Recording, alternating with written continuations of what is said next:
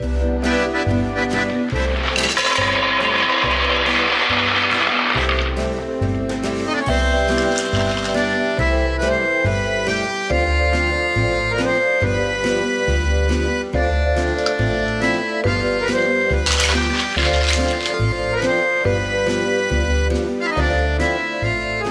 folks, I'm Tom Vassell, and welcome to Board Game Breakfast. What a week it's been.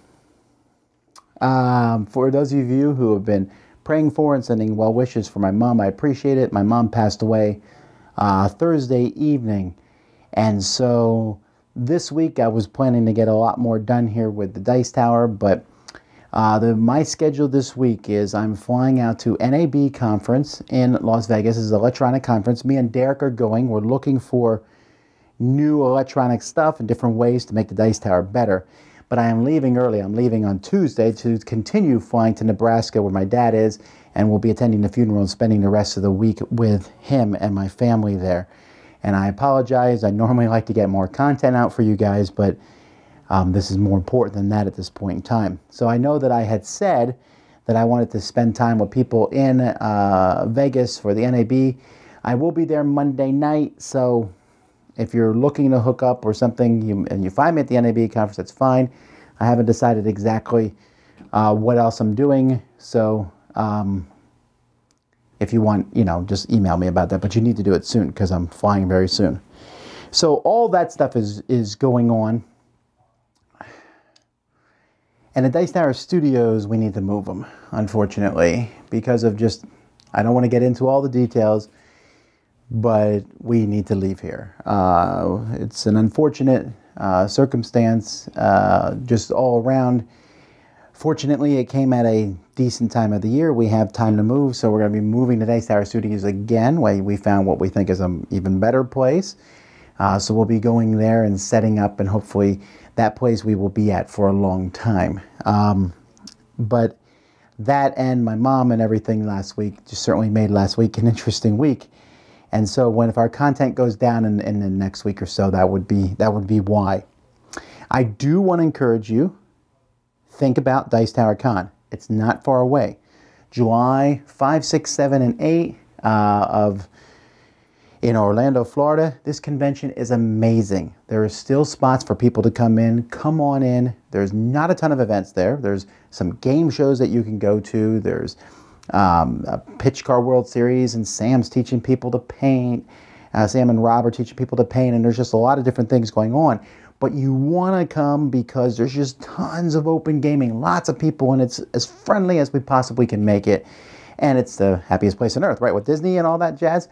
So come on down. You can find more information at dicetowercon.com, and also the Dice Tower Cruise. I'll push that a little bit more next week, but you can always find out information at dicetowercruise.com. But those are things, think about them as they're getting closer. All right, well, with all that being said, let's get to the news.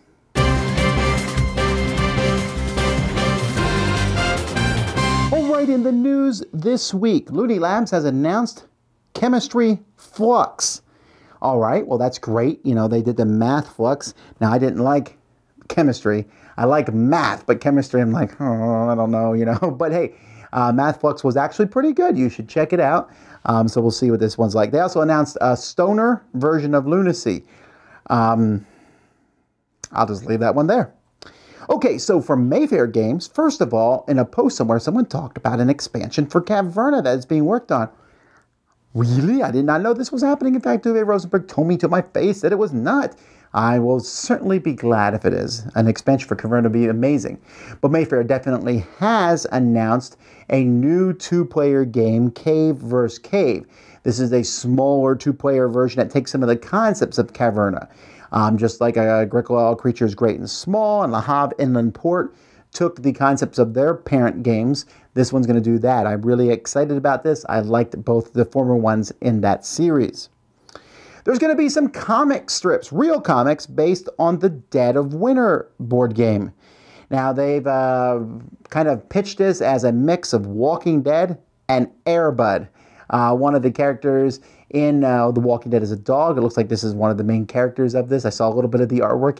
It's written by one of the writers for Rick and Morty, so I'm assuming this is kind of kind of hedging towards more of a silly thing. I'm not quite sure, but this is kind of neat. This is the first time a comic book has been based on a board game that I know of. That wasn't already built in like Sentinels of the Multiverse.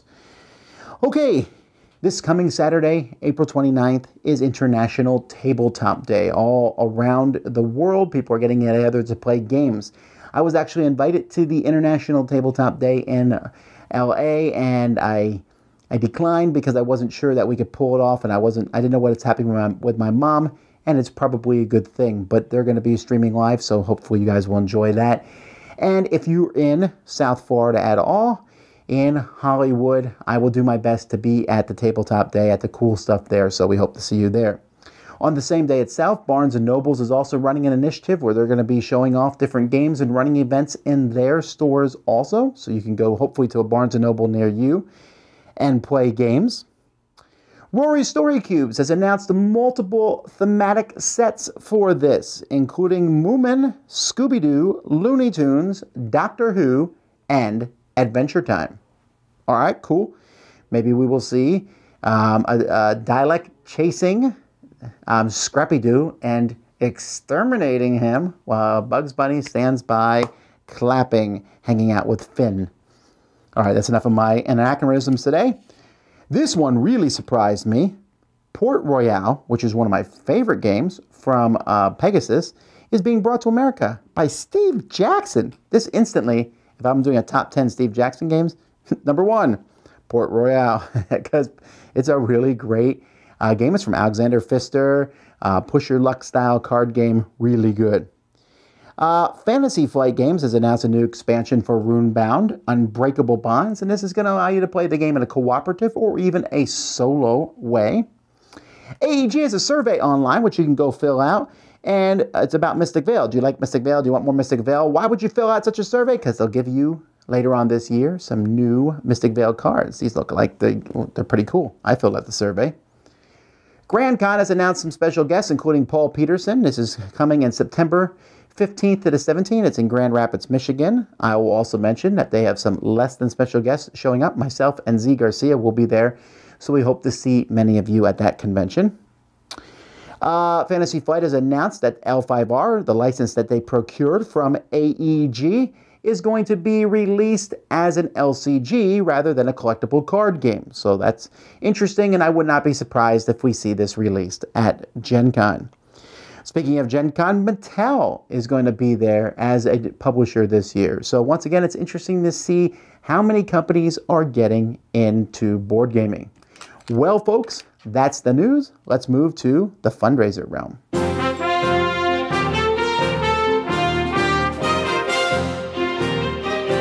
Happy breakfast, everybody. I've got a bunch I want to cover today from the ground on up, so let's get going. Morel's Foray is an expansion to the two-player game Morels by Brent Povis from Two Lanterns Games. You're going to be working to fill frying pans with delicious fungi through a bit of hand management and a bit of set collection. In Foray, you'll get new characters, items, events, and weather conditions that change up some of the interactions. But Foray also expands the player count to up to 4 players. Brent has tweaked some of the mechanisms, and the rules are slightly different for 3 versus 4 players to optimize the game experience. Specifically, he introduces simultaneous play for 4 players that adds a whole new dimension to the game. There are also limited pledges that include handcrafted components that, at the time of this recording, were still available. You can get a copy of Basic Foray for $19, and if you don't own Morels, you can add it on for an additional $23. Bios Genesis has players trying to evolve from a basic component of life towards living at the top of the food chain. From infamous designer Phil Eklund, this campaign actually covers the second edition of this game, featuring updated art and updated rules from the recently released first edition. These are meaty games that have a passionate fan base. In Bios Genesis, you start as a quality of life, like being a cell or just energy. And then you use building blocks to work towards developing into a microorganism. Catalysts will allow you to mutate into simple creatures like flatworms, and then you work to evolve from there. You have to adapt for events like oxygen crises, but if you fail, you can still invade the cell of another player and become a parasite. As you fight your way through the food chain, your organism will develop, and there's a campaign mode that will allow you to bring your organism forward into future BIOS games. If you already own the first edition of BIOS Genesis, there is an upgrade kit available, or you can get a copy of the full game for a pledge of $39. Rise to Nobility is a dice worker placement game set in the world of Cavern Tavern, in which you are vying to become the head of the council of the city of Caveborn. Dice are rolled to be your workers, but the extra twist is that your reputation level determines the total dice value that you can play. You can try to build up the population, employ townfolk, build favor with the High Queen, or work within the council, but those politics come with a reputation cost. Rise to Nobility features great art, and each player has a unique ability to capitalize on as well. This campaign also offers a deluxe version that has custom dice and wooden bits. You can get a standard copy of Rise to Nobility for a pledge of $49. There's a 7th Guest board game on Kickstarter right now. If you played the popular horror computer game of the 90s, then your nostalgia may kick into overdrive on this one. You and the other players will explore the mysterious Stoff mansion that's full of puzzles and mind games and compete against each other to be the first to get through the mansion and solve the final puzzle in the little room at the top. The 7th Guest board game has over 300 different brain-teasing puzzles in the base box, and as you encounter them, if you can't solve your puzzle, other guests can steal it from you. There are also spell cards that will kind of mess with players, some in good ways and other in bad ways. And the game will feature plastic miniatures to represent the players too. You can delve into the 7th Guest board game for a pledge of $65. Bridges to Nowhere is a drafting game for 2 players in which you compete to build the best bridge. You get points for things like height and aesthetics, and there are contract objectives you can meet for more points. Each bridge piece has a few elements to deal with. There's its type, like cable, truss, or suspension, and then each bridge also has a number and 2 symbols. You want to match symbols for points, but you have to follow card value rules about no matching numbers adjacent and the ascending and descending rules. And while you get point multipliers for higher levels, they have to be properly supported to score. You can get the basic game that plays 2 for a pledge of just $12, or for $22, you can get enough components to play Bridges to Nowhere for up to 4 players. Based on a unique theme, in Petrichor, you're a cloud trying to influence the best crops. In this game of action selection and area influence, you'll use frost to make clouds, sun to add water, wind to move clouds, and rain to water crops. But which of these actions resolve each round is based on player voting, so you need to plan really carefully. Properly watered crops are harvested for points, and each plant type scores a bit differently. But harvest is also dependent on the player's choices. From the designer of And Then We Held Hands and Pursuit of Happiness, Petrichor's art is incredibly lovely, and there's a solo mode by the designer of Anachrony with different difficulty levels. You can get a base copy of Petrichor for $45, or for $55, you'll also get the Flower expansion. Okay, that's all I've got for you this episode. Hopefully something caught your eye, and until next time, I hope you have a wonderful week.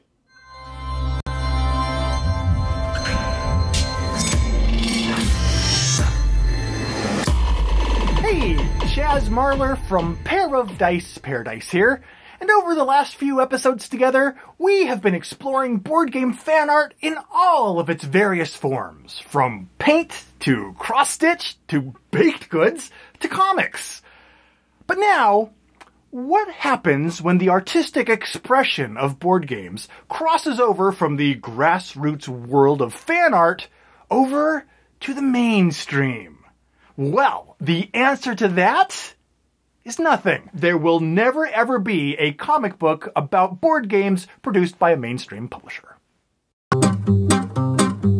At least that's what I would have said a mere 2 days ago, before the news broke that the Portland, Oregon comic book publishing company, Oni Press, has partnered with Plaid Hat Games to produce a comic book series based on the board game of survival and suspicion, Dead of Winter.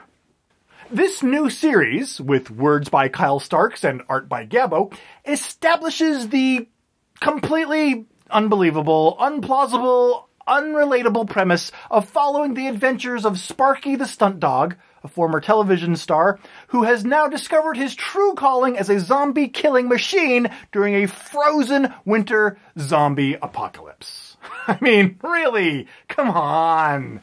Who watches television anymore? This comic book series is being described by Oni Press and Plaid Hat as, quote, a hilarious mix of The Walking Dead meets Air Bud. No, really.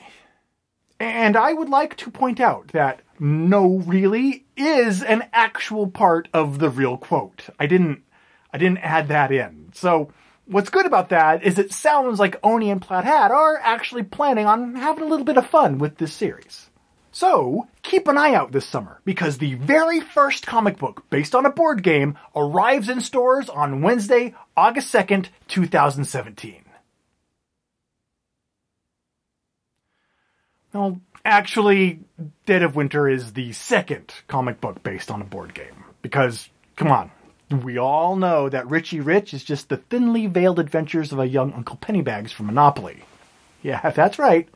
We know what you've been doing, Harvey Comics. We've always known.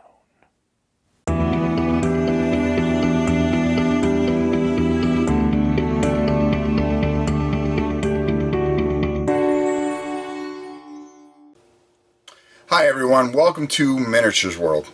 Well, as you know, this is always about miniatures, and one of the games I'm really excited about that's come out, and it seems by a new breath of life of a revitalization of Games Workshop, is none other than Shadow War Armageddon. This is just incredible, and we're going to take a look in a second at some of the scenery that comes with it. Now, as you can see, it's absolutely beautiful. Now, it doesn't come this way, I painted it up, but it's a far cry from the days when I used to have to when I had the Necromunda set, the original Necromunda set, because basically Shadow Wars Armageddon is a reworking of the old game Necromunda with a few tweaks here and there. But the scenery is so much better than what it used to be. The models are the same as you would play with any 40K set. You get your orcs and your space marines in there. And, you know, you get your rules and some things to do the campaign. But I have to admit, this scenery is absolutely gorgeous.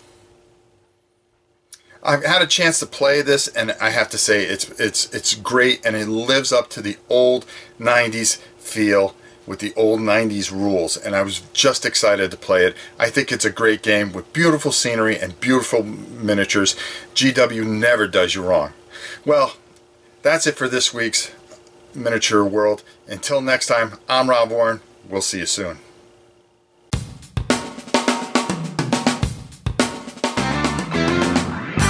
Okay, so what's coming out from the Dice Tower this week? Like I said at the beginning of the video, we're going to have fewer things because of me going out, but Sam and Z will be here and putting out material. So we're going to see reviews from them. I know Z is going to be going through the pack of games, the second one, all of those. I'll be reviewing Quest of Valeria, the Smash Up expansion. I'll be talking about the best of Playroom Entertainment, the best of Repos. I'm going to continue that Why I Love series that I started last week, where I did Why I Love Cosmic Encounter, and this week we're talking about Why I Love Le Havre. So you're going to see some other videos that are coming out, and Jason's also doing a series where he interviewed designers, some great designers, and asked them who was their inspiration, what influenced them to create the games that they have made. So all that's coming from the Dice Tower this week, as well as episode 503. Now 503 is going to be an interesting audio version of the Dice Tower because, well, I'm not on it. I found out half an hour before it was time to record that my mother had died, so I just was not able to record, but Eric and Rado from Rado's Run Through were able to pick up the slack, and so you'll see that episode going up this week.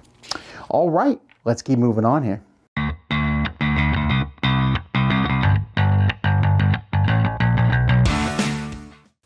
Hey everyone, it's Lunchtime! And today we're looking at a delicious game called Donut Drive-Thrus. This was published by Grill Games. It was created by Ikagaya. It plays for 8 and up, plays 2 to 4 players, and about around 30 minutes. Donut. I knew that was coming. So the idea behind the game is it's a race to complete 5 of your donut recipes. So the idea is you have 2 donuts, 3 if it's a 2-player game, so you got these cute little donuts, and you're going to play them out to the 4 different types of cards. So we have learning a recipe. If you play 1 donut, you get to pick 2 cards and keep 1, and the other one gets discarded.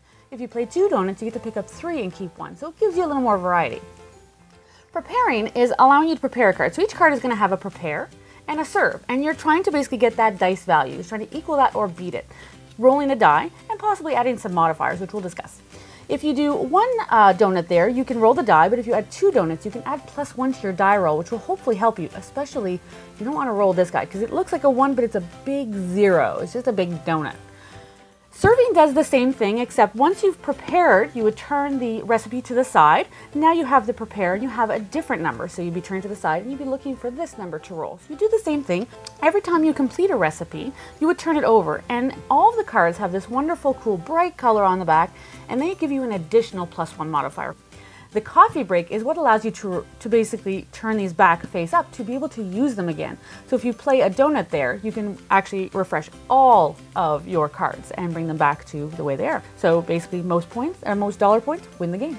Yeah, those tips come in handy. Ooh, this is so much fun. My coworkers love this game. They're like, when are you bringing back a donut game? So that's how I know it's a good game. When I've taught this out at conventions, the question, people would draw the recipe cards and like, how do I roll a 7 on this 6-sided die?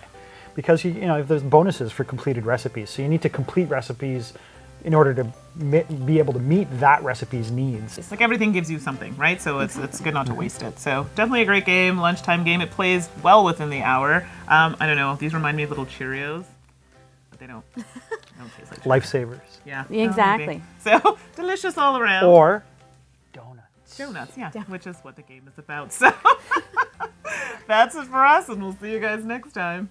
Bye.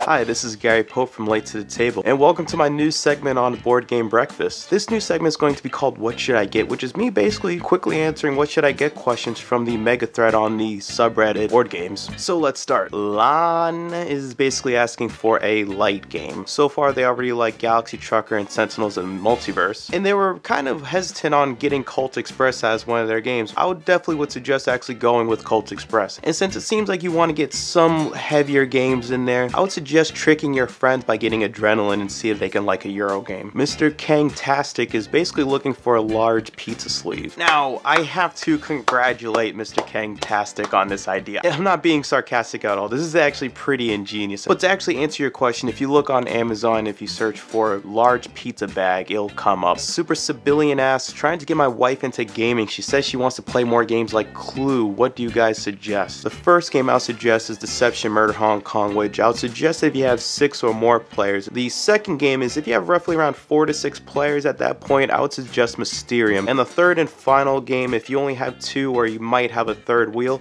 I would suggest Sherlock Holmes Consulting Detective. But you honestly really can't go wrong with any of those 3 picks. They're all great games. The Futz is basically trying to figure out a game that he can use with his friends. Him and another guy, friend A, have the same taste. Now so far, friend B, he seems to like Blood Rage and Clank, card-driven games it seems. Now in his original proposal, he said he didn't want to spend more than $50, but I would make an exception and go against what you propose and suggest getting Inish, which right around now I think is around $65, but you might be able to get it cheaper if you get it in the used market. And this was the first episode of What Should I Get? If you'd like to see your questions answered, be sure to post in the mega thread What Should I Get on the Board Game subreddit on Reddit. And this is Gary Pope from Late to the Table, and I hope you're enjoying your breakfast.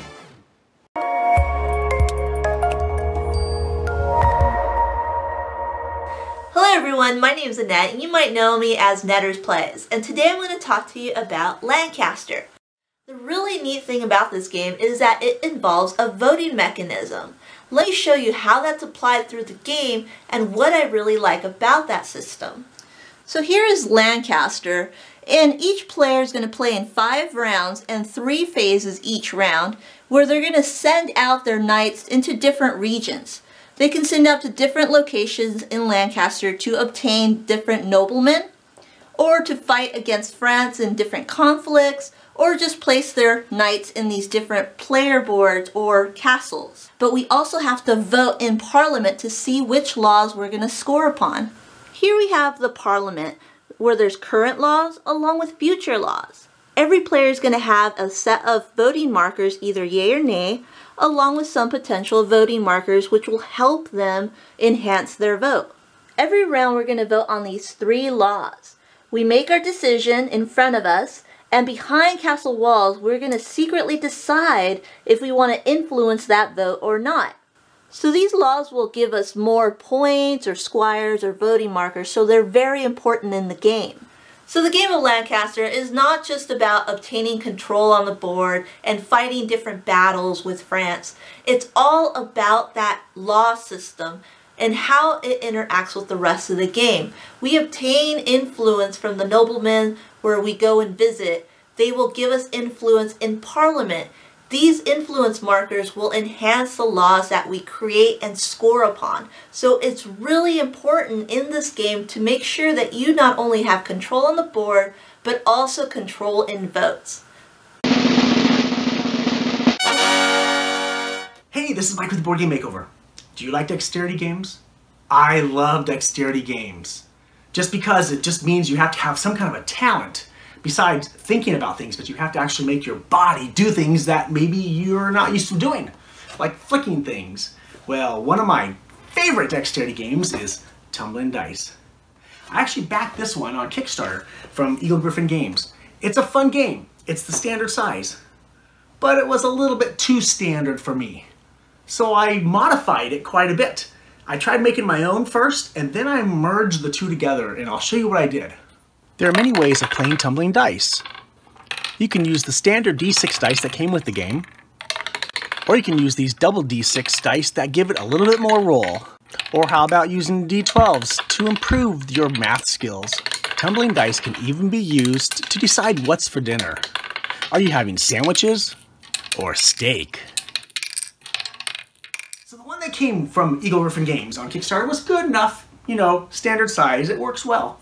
But the one I made is bigger, and I think it's better, it's sturdier, and it's just made of better quality. Now, the lines aren't quite as straight. It wasn't done by a machine, it was done by me, which means that they're gonna be a little crooked. But for the most part, I had fun putting the stickers on. It's not even completely done, as I need to tighten some of these things here, but it really works well, and it makes it a little bit bigger game. But you put the 2 together, and it makes a huge, fun game. What have you done to customize Tumbling Dice for something you wanted to do? I'd love to hear what you've done, and I'd love to hear how crazy your Tumbling Dice games can be.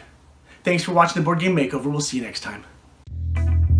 Welcome to the thrift store, where 2 brothers with 5 whole dollars attempt to find the most interesting or strange board game from yesteryear and review it for you. This is Thrift Store Throwbacks. So this week we have Shopping Center, a game in which you are moving through a fictional mall and going from store to store, trying to name items that you might find in that store. Let's take a look. So we're going to start off by rolling our die. We got a 3. We're going to go to the shoes and leather accessory store. Now once you get here, you draw a card that has a letter on it. In this case, H. I have to name an item from that store that begins with that letter. So for H in a shoe store, I'm going to say hiking boots. And if you get the answer correctly, everyone agrees, you get a stamp. You're basically trying to fill out your stamp card, which has 20 spaces. If you get 20 spaces full, you win. In addition to the letters, you have things like jokers. If you get a joker, you set it aside and you draw another letter for this round. And if ever you get stumped, you can use your joker, ignoring any letters, just name 4 items from whatever shop you're in, and you get a stamp. Again, 20 stamps wins you the game. In addition to the letters and jokers, there's these kind of text cards which have good and bad effects. You can get stamps, you can lose chips, which are also punishments if you can't name an item. You lose a chip. If you lose 10 chips, you're out of the game.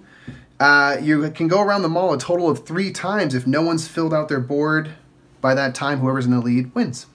So that was Shopping Center by Ravensburg Games. I would say not good, but not that bad. It was actually more challenging than I thought it was going to be. It's kind of like pre-categories to me. Yeah, and the game, it really kind of comes down to how nitpicky you want to be about people's answers. Yeah, and there's even like an easy version you can play where you don't even deal with the letters at all. It's just name an item from that store. So it's maybe for kids. What we want to do is we want to elevate to the next level. So we played Speed Round Edition where you only had 10 seconds to come up with an item. The best part, I think, was because it's a multilingual version. It's originally from Germany. Some of the translations were a little weird. Like the tool shop was called the Ironmonger, which you go is to the awesome. Ironmonger. But that is our thoughts on Shopping Center. I'm Michael E. Murphy. I'm Nick Murphy. Until next time, I guess we'll see you at the thrift store.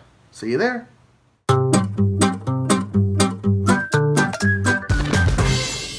I always find it interesting as to why people watch and or read reviews. And I think about, why do I read reviews? So let's say there is a big game that's coming out, or a big movie, or a big whatever. I want to know about it. I want to know if it's good or not. But I do it for a couple of reasons. One of those reasons is kind of like to justify my hype. So let's say, for example, this week, I believe, or maybe in 2 weeks, Guardians for the Galaxy is coming out in 2. I'm excited about that, really excited about it. But I want to kind of peek at a review, and so I want to see the review go, the hype this movie got was justified. Oh, good. Or if they say, this one was a miss, I'm like, oh, no. Reviewers don't know what they're talking about. Reviewers are crazy. Reviewers are always looking for these artsy-fartsy movies. It's a blockbuster. I know I'm going to like it. Please let it be good. So that's kind of what you hope, right, when you go in. Sometimes you might want to go in because I'm like, I don't know anything about this movie. What's it about? And I learn about movies that way. And other times I've already seen the movie. And I just want to read, and a reviewer says, my favorite part was this. And I'm like, you're right. That was great. Good call there. Or they say this, you're like, that reviewer, there's something wrong with them. The same thing happens in the board gaming world, right? I am surprised sometimes at the number of people who watch our reviews who've already played the game, and they're watching the review because they're looking for validation to some degree. Now, people are watching reviews because, again, they're like, is the hype for this game real? So I know we get a lot of those views. We also get people come in and go, the hype for this game is real, and you better agree with me. And then we don't, and then they're not pleased about it. But why do people watch reviews? Usually you want to watch a review, I've noticed, because you want to learn about the game, but there's a lot of people who watch reviews to validate their own opinions. They're like, I love this game. Vassal loved it too. I knew it. Or for the people who are the opposite Vassal people, Vassal didn't like it. I know I like it. Or Vassal liked it. It's a pass. And that's fine. I just find it kind of fascinating how people will come into a review and they're watching them already having known what they think about it, but it's kind of like well, I'm hoping you agree with me there too. And at first I was like, why do people do that? Then I realized that I do that too. I'll go watch a movie, and then when I get home, I'll go read like 6 reviews on it, because I'm kind of fascinated, interested to see what other people also think of that. Did they like this part? That was my favorite part. I hope someone mentioned that. I hope someone else saw the same cool thing that I did. So people have that same kind of aspiration when it comes to a review. Now, I've already mentioned that bigger reviews, reviews of bigger games are always going to get more views. And the unexpected feedback that you get from a review is always going to be determined on how popular that game was likely to be. Example, last week I reviewed Dark Souls, the board game, very popular video game franchise that I have almost next to no correlation with, well, I'm not interested in it at all. But because a lot of people do, they are already involved with that. They're coming in to watch the review to say, this better work. You're going to have a few people coming in saying, I don't know if the video game can be made into a board game. Prove it to me. Other people are coming in going, this is going to be amazing. Prove that it's not. Other people are going to come in and go, is it possible that the board game is anything like the video? Let me see. But it's surprising to me how many people come into a review with their mind made up. Now, some people don't. Some people come in and watch a review and they'll say, okay, now I'm never going to buy the game, or now I'm definitely going to buy the game, whatever the review might be. And then, of course, they always get yelled at by other people, say, think for yourself, which I find confusing, because I think part of thinking for yourself is listening to what other people say and learning from what they do. I don't think you should ever buy or not buy a game based on one review, especially not based on the Tom Vassal review.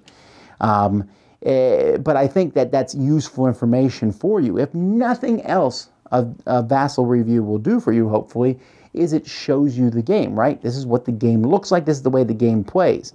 Now, I'm going to give a full-out opinion on it, which it might be completely delusional or wrong, but at least when you leave, you know what you can think about the game. But when you come in and watch those and say, well, I already know I like the game, I already know I dislike the game, fine. We can argue together, or we can join and have fun together. Either way, I find it fascinating. Tell me in the comments, why do you mostly watch reviews? Be honest. Do you watch them because you want to learn about games? Or do you watch it for entertainment value? I don't know if that's the best reason. Or do you watch it because you played the game and you want to see how much your opinions jive with the reviewer? Let me know in the comments. I find it fascinating. Anyway, that's what I think.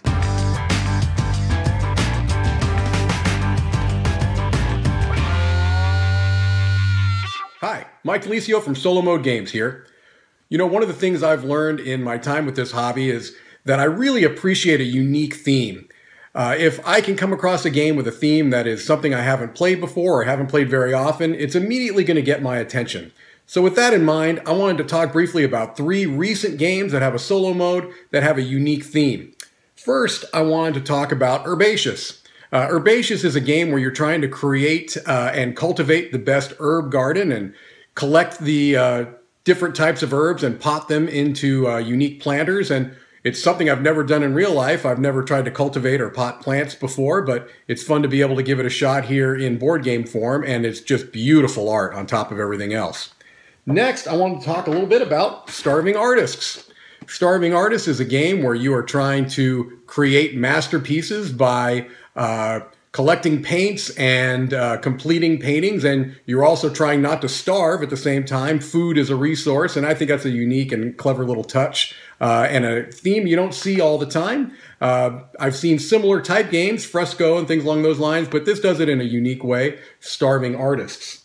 And then finally, I wanted to talk about Tavarua.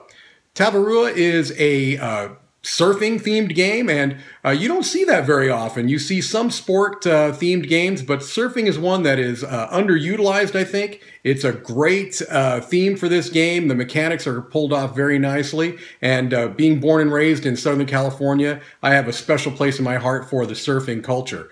So there you have it, 3 recent games with a solo mode that have a unique theme. I really appreciate designers and publishers putting out games with themes that you don't see every day. Thank you so much for your time, and have a great day.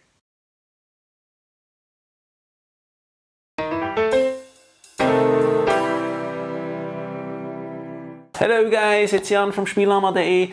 Welcome to 3 games I recently played, and these are the games. Welcome to the jungle! Ba-da-da-da-da. Okay, no, it's welcome to the dungeon actually, not welcome to the jungle. A very cool, small, fun, fast, push your luck style game where all the players play the same character, in this case a magician, and they try to defeat all the monsters in the dungeon, and the players can choose if they want to put more monsters in the dungeon or if they are going into the dungeon by themselves. So, and here we have a Roll for the Galaxy, very, very cool space game with a cool dice deck building mechanism. You build your bases, explore new worlds, get special abilities, make your dice deck stronger with different dices. Very beautiful made. I highly recommend it with 3 to 4 players. Don't play it with 5, it's then a little bit too solitary, and with 2 it's just not that much fun.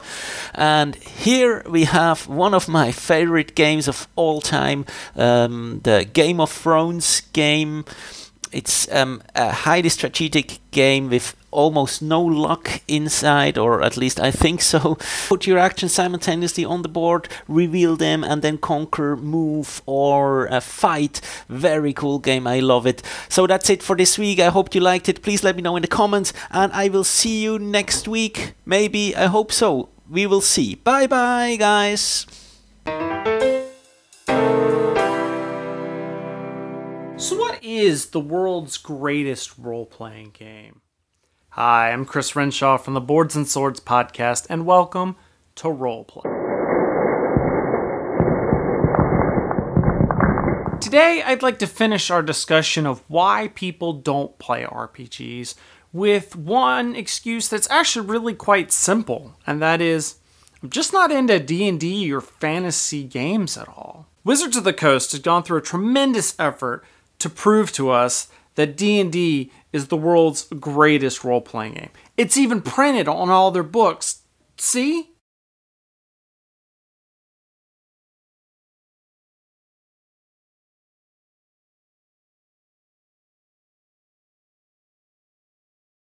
Now, while D&D may be the most popular role-playing game out there, but it's far from the only one. There is a huge spectrum of role-playing games out there. And today I'd like to walk you through a few and compare them to some genres of games that you might be interested in. Do you like Forbidden Stars and the Warhammer 40k universe? Well, Fantasy Flight also put out a Warhammer 40k RPG. Do you like Star Wars or Imperial Assault? Well, try the Age of Rebellion role-playing game. Do you like post-apocalyptic or zombie-themed board games like Dead of Winter or Zombicide? Well, try End of the World, also from Fantasy Flight.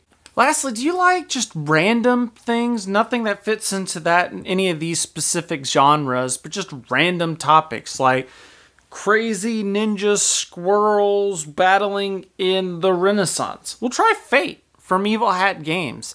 Did one of these games interest you? Let me know down in the comments below. Also, let me know if there's a genre I missed, and I'll try and find an RPG that's perfect for you.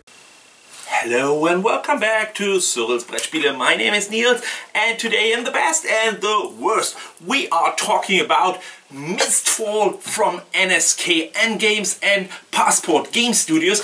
And let's see what my favorite part is, right? My favorite part on Mistfall is that the table is so full of stuff with just a retail version. This is not the Kickstarter version.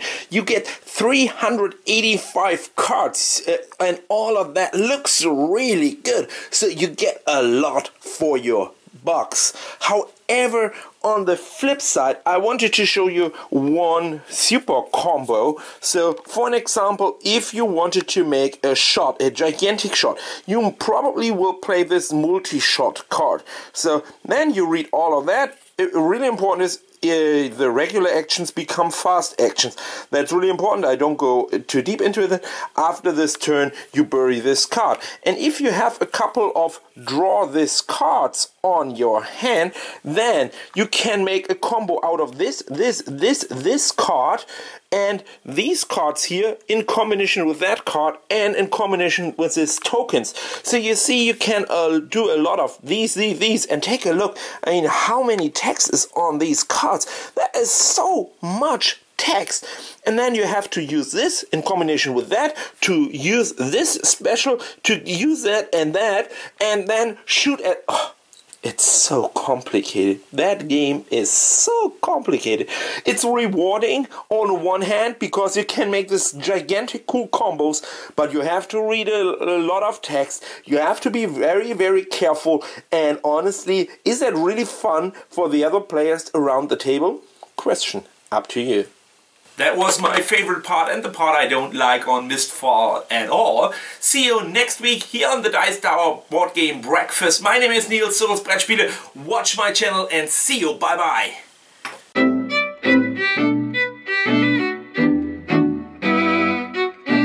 Hello, my name's Dan and this is Cora, and we're here today to talk to you about board games for children around 5 and under.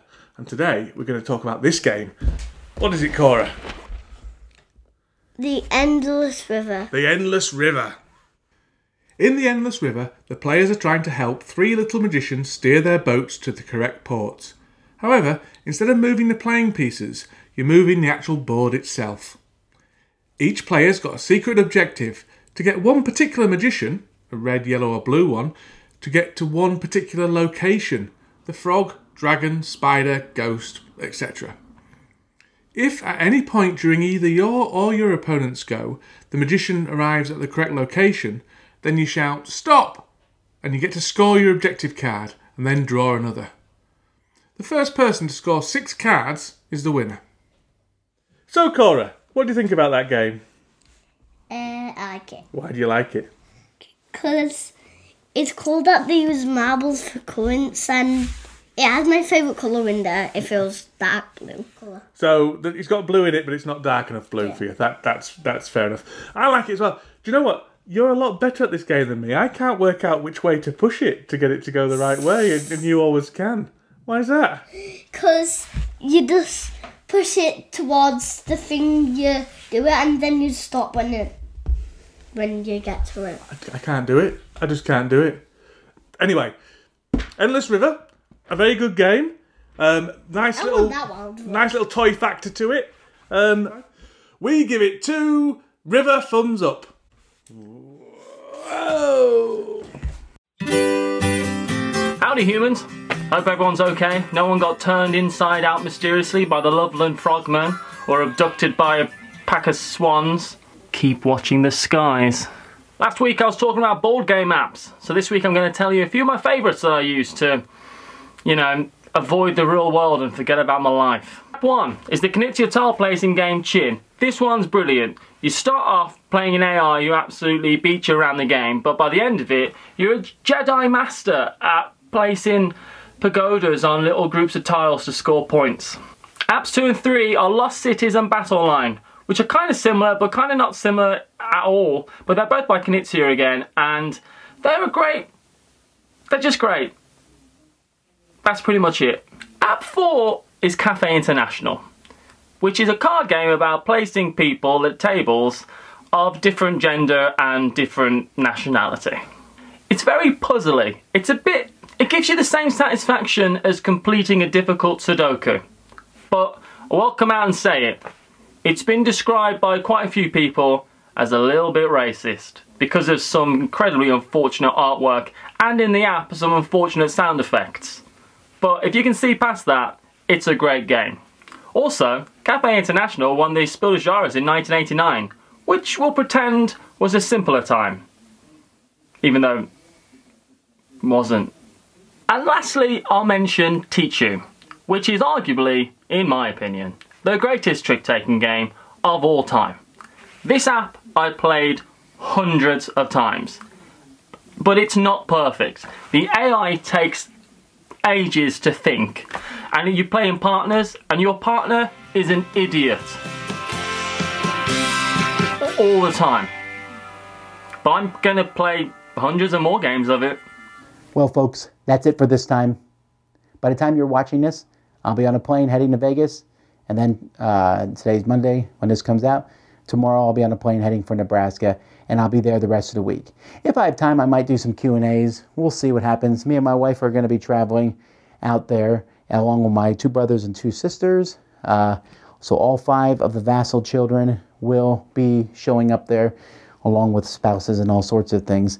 We weren't able to, just the logistics to get all the kids out there. My parents have like 19 grandkids, so there's a lot of grandkids involved. But thank you for all your well wishes towards my mother. I was able to go see her a few weeks ago. I was able to tell her exactly what I thought, that I think she, she's a great mother, and I was able to say that to her. So not everyone has that opportunity to talk and be able to say like a final thing to their parents before they go, and I was able to do that. So she was 60 years old. She died of cancer.